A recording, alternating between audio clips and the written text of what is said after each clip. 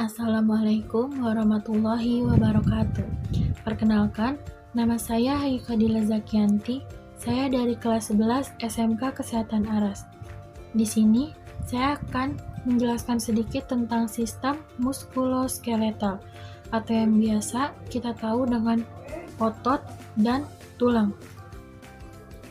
Bagian tulang yang pertama, yaitu terdapat di kepala. Pertama, ini disebut dengan frontal. Sini disebut dengan parietal. Bagian ini, kanan dan kiri disebut dengan temporal. Di belakang disebut dengan occipital. Mata ada 3, yaitu ethmoid, sphenoid, dan lacrimal. Di hidung ada tulang hidung atau nasal. Ada juga vomer dan inferior nasal concha. Ini disebut dengan zygomatic. Bagian ini disebut dengan maxilla. Bagian bawah atau bagian ini disebut dengan mandibula atau mandible. Bagian yang kedua yaitu bagian badan. Yang pertama ada clavicle. Di belakang clavicle terdapat scapula. Di bagian dada terdapat sternum dan ribs. Di bagian belakang atau tulang belakang disebut vertebra. Vertebra terbagi menjadi 5 bagian. Yang pertama yaitu cervical, yang kedua thorax, yang ketiga lumbar, yang keempat sacrum, dan yang terakhir sophagis.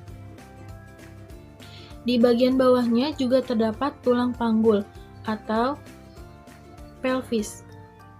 Ada juga tulang usus atau ilium, ada juga tulang duduk atau isium, dan yang terakhir tulang kemaluan atau pubis. Bagian lengan. Lengan atas disebut dengan humerus.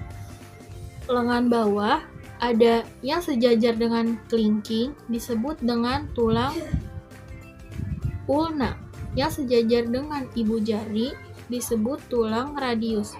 Nah, pergelangan tangan disebut dengan karpal.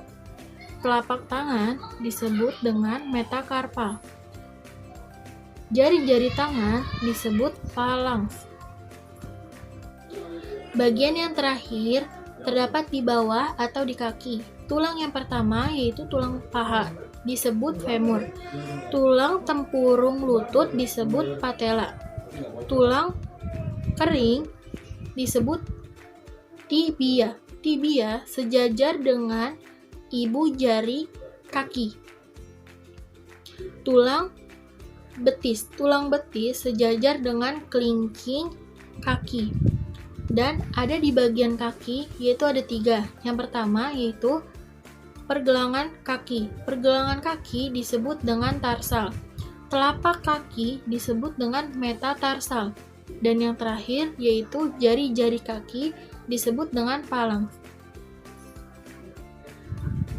Segitu saja yang bisa saya sampaikan. Kurang lebihnya mohon maaf.